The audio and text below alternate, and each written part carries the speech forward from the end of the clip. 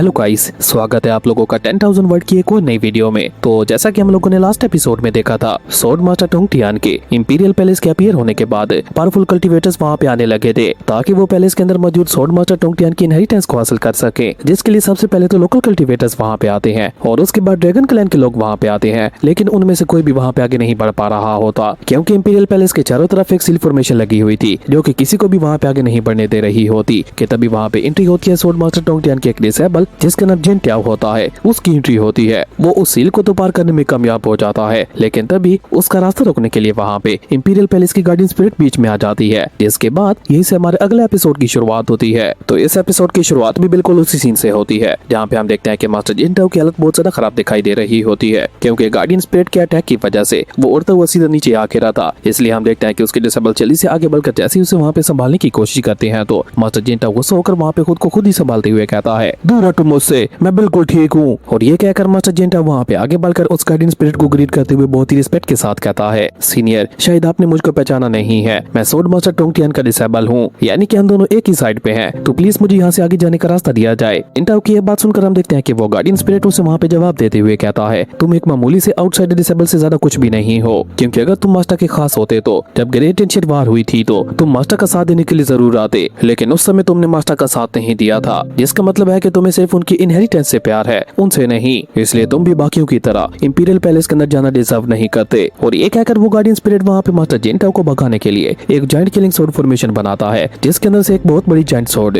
सीधा मास्टर जिन ट्याओ के ऊपर अटैक करने के लिए आगे बढ़ जाती है, जो देखकर मास्टर जिन ट्याओ वहाँ पे घबराते हुए जल्दी से अपना पूरा दम लगाकर अपने सामने एक प्रोटेक्टिव शील्ड लगा लेता है। लेकिन हम देखते हैं कि वो स्वॉर्ड अटैक इतना ज्यादा पावरफुल होता है कि वो वहाँ पे बहुत ही आसानी के साथ मास्टर जिन ट्याओ की शील्ड के टुकड़े टुकड़े करते हुए जाकर सीधा वहाँ पे उन्हें हिट कर जाता है, जिसके चलते हम देखते हैं कि वहाँ पे एक बहुत ही ज्यादा बड़ा एनर्जी ब्लास्ट हो गया था। और मास्टर जिन ट्याओ के पीछे पीछे सभी लोग जो आगे बढ़ रहे थे, हम देखते हैं कि उस खतरनाक एनर्जी ब्लास्ट की शॉक वेव्स की वजह से वो सभी लोग उड़ते हुए दोबारा से नीचे जा गिरते हैं। इवन उस खतरनाक एनर्जी ब्लास्ट के इंपैक्ट की वजह से हम देखते हैं कि ड्रैगन क्लैन के लोगों की हालत भी बहुत ज्यादा खराब दिखाई दे रही होती है। इवन वो लड़की तो वहाँ पे डरते हुए कह रही थी, अगर हम लोगों से अटैक के थोड़ा और क्लोज होते तो अब तक शायद हम लोगों की मौत हो चुकी होती। उस लड़की की ये बात सुनकर हम देखते हैं कि उसका साथी डिसेबल भी वहाँ पे उसके हाँ में हाँ मिलाते हुए कहता है, तुम बिल्कुल ठीक कह रही हो, अगर हम लोग यहाँ पे इसका मुकाबला करने के लिए एक 5 एवोल्यूशन इमॉर्टल एम्परर रियलम वाले कल्टीवेटर को बुला लें, जिसके पास एक बहुत ही ज्यादा पावरफुल सुप्रीम टायर भी मौजूद हो, तो ऐसा पावरफुल कल्टीवेटर भी इस गार्डियन स्पिरिट के एक अटैक को बर्दाश्त नहीं कर पाएगा, जिसका मतलब है कि हम लोगों के लिए इंपीरियल पैलेस के अंदर जाना इतना ज्यादा भी आसान नहीं होने वाला। इस बीच हम देखते हैं कि वहाँ पे काफी सारे कल्टीवेटर्स तुम्हारे बीच आ चुके होते हैं और जो कल्टीवेटर्स जिंदा होते हैं वो अपनी जान बचाते हुए वहाँ से भागने की कोशिश करने लगे थे। तभी उन दोनों डिसेबल्स को वहाँ पे अपने मास्टर की आवाज सुनाई देती है, जो कि जमीन के नीचे दबे हुए थे। वो अचानक से वहाँ पे बाहर आते हुए कहते हैं, स्वॉर्ड मास्टर टोंग टियान कोई आम कल्टीवेटर नहीं थे, जिसका मतलब है कि ये गार्डियन स्पिरिट भी कोई आम गार्डियन स्पिरिट नहीं होगा, हम लोग ऐसे पावरफुल गार्डियन का मुकाबला नहीं कर सकते। अपने मास्टर की ये बात सुनकर हम देखते हैं कि वो डिसेबल वहाँ पे उदास होते हुए कहता है, अगर ये गार्डियन इतना ही ज्यादा पावरफुल है तो इसका मतलब है कि इंपीरियल पैलेस के अंदर कोई भी नहीं जा पाएगा। पर अभी वो वहाँ पे ये सब कुछ कह ही रहा था कि तभी हम देखते हैं कि आसमान के बीचों बीच बहुत ज्यादा पावरफुल एनर्जी फैलना शुरू हो जाती है और देखते ही देखते वहाँ पे एक वर्ड गेट पोर्टल ओपन होता है, जिसके अंदर से लिन फेंग अपने साथियों के साथ आता हुआ एक बहुत ही कूल तरीके की एंट्री लेता है। और जैसे लिन फेंग के कदम वहाँ पे उस जगह पे पड़ते हैं तो थंडर ड्रैगन वहाँ पे जोर जोर से रोर करने लगे थे,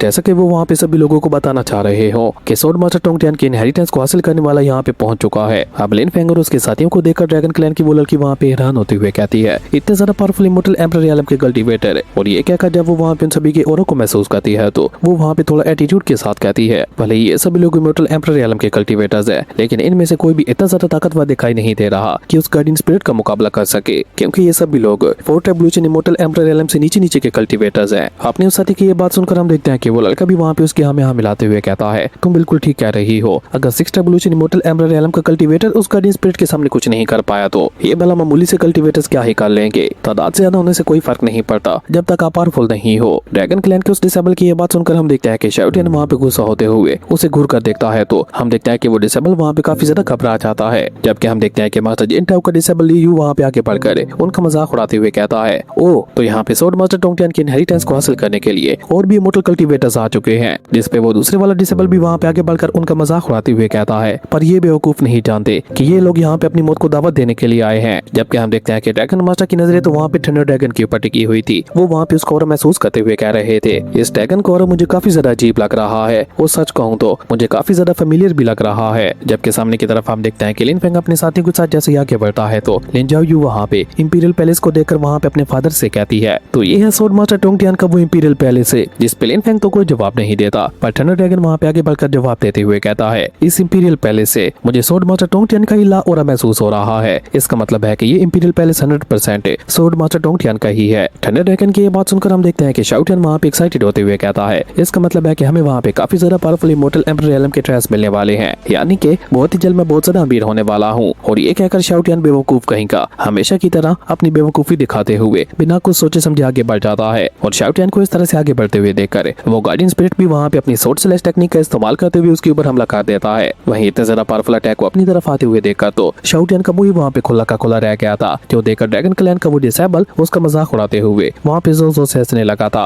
और उन लोगों को वहाँ पे उकसाते हुए कहने लगा था, लगता है तुम लोगों को यहाँ पे मरने की कोई ज्यादा ही जल्दी है। लेकिन अभी बेचारा वो वहाँ पे ये सब कुछ कह ही रहा था कि तभी हम देखते हैं कि शाओटियान को बचाने के लिए थंडर ड्रैगन बीच में आ जाता है, जो कि अपनी लिक्विडेशन ऑफ जुडिस का इस्तेमाल करते हुए गार्डियन स्पिरिट के अटैक के ऊपर अटैक करते हुए उसे वहीं पे डिस्ट्रॉय कर देता है, जिसके चलते वहाँ पे एक बहुत ही ज्यादा बड़ा एनर्जी ब्लास्ट हो गया था। और उसके और प्रेशर की वजह से तो हम देखते हैं कि बेचारा ड्रैगन क्लैन का वो डिसेबल तो उड़ता हुआ वहाँ से और भी ज्यादा दूर जा गिरा था, जबकि वो लड़की वहाँ पे हैरान होते हुए कहने लगी थी, नहीं ऐसा नहीं हो सकता, ये तो इम्पॉसिबल है। इस ड्रैगन ने भला उस गार्डियन स्पिरिट के अटैक को इतनी आसानी के साथ कैसे रोक लिया। जबकि हम देखते हैं कि अपने अटैक को इस तरह से डिस्ट्रॉय होते हुए देखकर वो गार्डियन स्पिरिट भी अब काफी ज्यादा सीरियस हो चुका होता है। जबकि नीचे की तरफ हम देखते हैं कि ड्रैगन क्लैन का वो मास्टर वहाँ पे हैरान होते हुए कह रहा होता है, इस वेपन का ऑरा तो night revolution immortal emperor realm के कल्टीवेटर को भी सरपास कर रहा है। ड्रैगन क्लैन के मास्टर की ये बात सुनकर हम देखते हैं कि मास्टर जिंटाओ भी वहाँ पे हैरान होते हुए कहता है, तो इसका मतलब है कि ये एक सुप्रीम ट्रायर है। सुप्रीम ट्रायर का नाम सुनकर तो हम देखते हैं कि वहाँ पे मौजूद बाकी सभी कल्टीवेटर्स के कान भी खड़े हो जाते हैं और वो सभी लोग वहाँ पे उसी सुप्रीम ट्रायर को लेकर आपस में बातें करते हुए कहने लगे थे, इनके पास सुप्रीम लेवल का ट्रायर मौजूद है, आखिर ये लोग है कौन है। पहले तो ये हम लोगों को मामूली कल्टीवेटर्स लग रहे थे, लेकिन अब हमें लग रहा है कि जरूर से ये लोग किसी एंशिएंट ब्लड लाइन से बिलोंग करते होंगे। और सामने उस लड़के को देखो, सबसे ज्यादा अजीब तो वो लग रहा है, न जाने उसको देखते हुए मुझे ऐसा क्यों महसूस हो रहा है कि वो किसी एंशिएंट क्लैन का पैट्रियार्क रहा होगा। जबकि सामने की तरफ हम देखते हैं कि थंडर ड्रैगन वहाँ पे उस गार्डियन स्पिरिट की तरफ आगे बढ़ते हुए कहता है, क्या हो गया, तुम इस तरह से परेशान क्यों दिखाई दे रहे हो, क्या तुमने अभी तक भी मुझे नहीं पहचाना। याद करो, एक बार मेरी तुम्हारे मास्टर के साथ मुलाकात हुई थी और हमने डाउ ला पावर्स के ऊपर डिबेट भी की थी। थंडर ड्रैगन की ये बात सुनकर हम देखते हैं कि वो गार्डियन वहाँ पे हैरान होते हुए कहता है, इसका मतलब है कि तुम ग्रेट पैरामोरियल वर्ल्ड से बिलोंग करते हो, पर मैंने अभी तक भी तुम्हें नहीं पहचाना, आखिर तुम हो कौन। जिस पे थंडर ड्रैगन वहाँ पे आगे बढ़ते हुए उससे कहता है, तुमने बिल्कुल ठीक कहा, मैं ग्रेट पैरामोरियल वर्ल्ड से ही बिलोंग करता हूँ और तुम्हारे मास्टर का डाउ हूँ। लेकिन ये कहकर जैसे वो वहाँ पे इंपीरियल पैलेस की तरफ आगे बढ़ने लगता है तो वो गार्डियन स्पिरिट थंडर ड्रैगन को पकड़कर उसे सीधे नीचे जमीन पे पटकते हुए कहता है, तुम जो कोई भी हो, लेकिन मैं तुम्हें यहाँ से आगे बढ़ने की इजाजत नहीं दे सकता। बेचारे थंडर ड्रैगन का सारा ऑरा माइनस में चला गया था। ये देखा तो वो दोनों बहनें भी वहाँ पे हंसना शुरू कर देती हैं, क्योंकि जब से वो लोग यहाँ पे एंटर हुए थे थंडर ड्रैगन कुछ ज्यादा ही फ्लेक्स कर रहा था। जबकि सामने की तरफ हम देखते हैं कि थंडर ड्रैगन वहाँ पे खुद को संभाल कर गुस्सा होते हुए उस गार्डियन स्पिरिट से कहता है, तुम्हारी इतनी हिम्मत कि तुमने सबके सामने मेरी बेइज्जती की। वहीं नीचे की तरफ हम देखते हैं कि मास्टर जिंटाओ वहाँ पे खुद से अंदाजा लगाते हुए कह रहा था, ग्रेट पैरामोरियल वर्ल्ड से कोई ऐसा जिसने सोड मास्टर टोंगटियान के साथ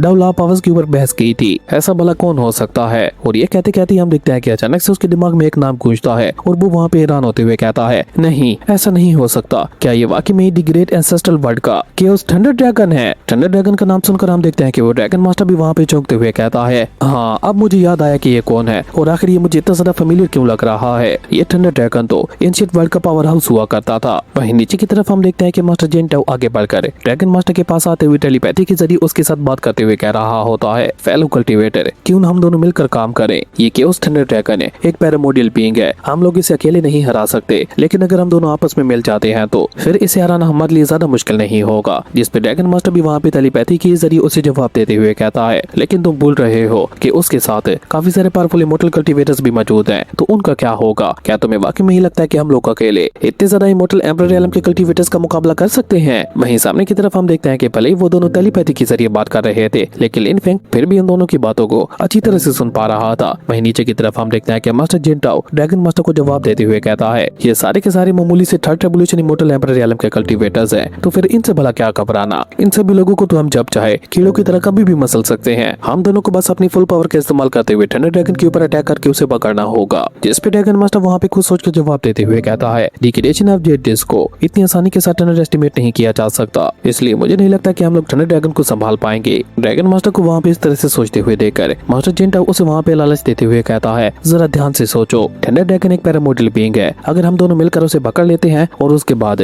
उसे रिफाइन कर लेते हैं तो हम लोगों का तुरंत ही ब्रेक थ्रू हो जाएगा। लेकिन अगर आज हम लोगों ने इस मौके को अपने हाथों से जाने दिया तो फिर हम लोगों को ब्रेक थ्रू करने के लिए दोबारा से कई 100 साल लग जाएंगे। अब या तो रिस्क लो या फिर कई 100 सालों का इंतजार करो। मास्टर जिनटाओ की ये बात सुनकर हम देखते हैं कि ड्रैगन मास्टर वहाँ पे काफी गहरी सोच में चला गया था। जबकि इस बीच हम देखते हैं कि उसकी डिसेबल वहाँ पे आके बलकर अपने मास्टर को कन्विंस करने की जैसी कोशिश करती है तो ड्रैगन मास्टर अपना हाथ ऊपर उठाकर उसे वहाँ पे चुप करवा देता है और उसके बाद वो वहाँ पे जिनटाओ को जवाब देते हुए कहता है, माफ करना मेरे दोस्त, मैं अब बहुत ज्यादा बुरा हो चुका हूँ और मेरी स्पिरिचुअल एनर्जी भी ऑलमोस्ट एग्जॉस्ट हो चुकी है, इसलिए अब मेरे अंदर इस ड्रैगन के साथ फाइट करने के लिए बिल्कुल भी ताकत नहीं बची। तो फेलो कल्टीवेटर, मैं ये खास मौका तुम्हें देता हूँ। और ये कहकर ड्रैगन मास्टर अपने दोनों डिसेबल्स के साथ चुपचाप वहाँ से निकलने लगता है। अब ड्रैगन मास्टर को वहाँ पे इस तरह से जाते हुए देखकर मास्टर जिनटाओ वहाँ पे उसे कहता है, अगर आप यहाँ से जा ही रहे हैं तो मुझसे एक वादा करके जाइए, अगर मैंने इस थंडर ड्रैगन को रिफाइन कर लिया और जब मौका मेरे हाथों में हुआ तो तब आप बीच में इंटरफेयर नहीं करोगे। जिस पे ड्रैगन मास्टर वहाँ पे जाते हुए कहता है, ओके ठीक है, मैं तुमसे वादा करता हूँ। वहीं ऊपर की तरफ हम देखते हैं कि थंडर ड्रैगन अभी तक भी वहाँ पे गार्डियन स्पिरिट के साथ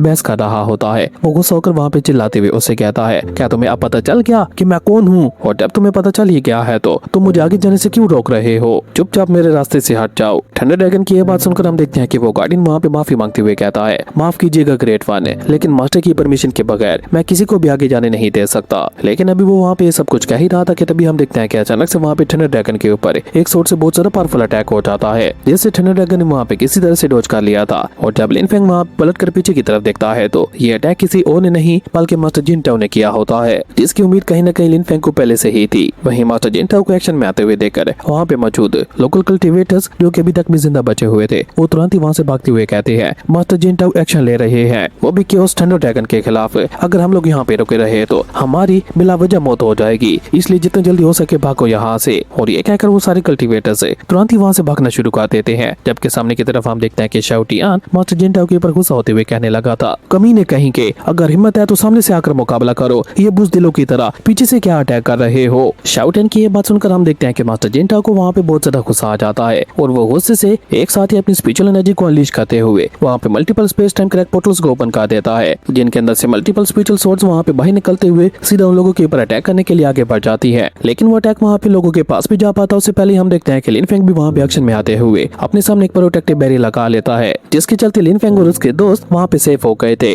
जबकि हम देखते हैं कि मास्टर जिनटाओ का मेन टारगेट तो लिन फेंग और उसके साथी थे ही नहीं, उसका मेन टारगेट तो थंडर ड्रैगन था। वो वहाँ पे अपनी मल्टीपल स्पिरिचुअल सोर्स का इस्तेमाल करते हुए लगातार थंडर ड्रैगन के ऊपर अटैक करने की कोशिश कर रहा था। लेकिन हम देखते हैं कि थंडर ड्रैगन वहाँ पे बहुत ही तेजी के साथ मूव करते हुए पहले तो उसके अटैक को डॉज करता है और उसके बाद वो वहाँ पे अपनी थंडर पावर्स का इस्तेमाल करते हुए उसकी मल्टीपल स्पिरिचुअल सोर्स के ऊपर एक बहुत ही ज्यादा पावरफुल अटैक कर देता है। थंडर ड्रैगन का अटैक इतना ज्यादा पावरफुल होता है कि हम देखते हैं कि मास्टर जिनटाओ का अटैक ही वहाँ पे सिर्फ डिस्ट्रॉय नहीं होता बल्कि उसके इम्पैक्ट की वजह से मास्टर जिनटाओ खुद भी वहाँ पे खिसकते हुए काफी पीछे चला गया था, जिसके साथ ही मास्टर जिनटाओ के वहाँ पे होश भी उड़ चुके थे। उसे यकीन ही नहीं हो रहा था कि थंडर ड्रैगन इतना ज्यादा पावरफुल हो चुका है, जो देखकर शाओटियान वहाँ पे उसका मजाक उड़ाते हुए कहता है, क्या हो गया बुड्ढे, आगे बढ़ो या फिर अब तुम्हारी बूढ़ी हड्डियों में दम ही नहीं रहा। शाओटियान की ये बात सुनकर हम देखते हैं कि उस बुढ़ाऊ को वहाँ पे एक बार फिर से गुस्सा आ जाता है और अब की बार वो वहाँ पे एक गंदी चाल चलते हुए अपनी पावर को अनलीश करते हुए एक डार्क फॉर्मेशन बनाना शुरू कर देता है। हम देखते हैं कि उस डार्क फॉर्मेशन के अंदर से एक डार्क वेपन निकल कर बाहर आता है, जो देखकर गार्डियन स्पिरिट भी वहाँ पे थोड़ा हैरान होते हुए कहता है, ये तो सोल कैप्चरिंग बैनर है जो कि एक सुप्रीम ट्रायर है और साथ ही साथ इसकी पावर किसी भी नाइट रेवोल्यूशन इमोर्टल एम्बरर रियल्म के कल्टीवेटर से भी ज्यादा है। मेरे लिए बेहतर होगा कि मैं इस फाइट से दूर ही रहूं। और ये कहकर वो वहाँ पे एक वॉइड गेट पोर्टल को ओपन करते हुए सीधा उसके अंदर चला जाता है। जबकि सामने की तरफ हम देखते हैं कि मास्टर जिनटाओ अपना पूरा दम लगाकर अपने सोल कैप्चरिंग बैनर का इस्तेमाल करते हुए थंडर ड्रैगन के ऊपर एक बहुत ही ज्यादा पावरफुल अटैक चल चुका होता है। लेकिन वो अटैक वहाँ पे थंडर ड्रैगन को लग पाता उससे पहले ही हम देखते हैं कि अचानक से लिन फेंग वहाँ पे टेलीपोर्ट होता हुआ सीधा थंडर ड्रैगन के सामने पहुंच जाता है और वो वहाँ पे बहुत ही कूल तरीके के साथ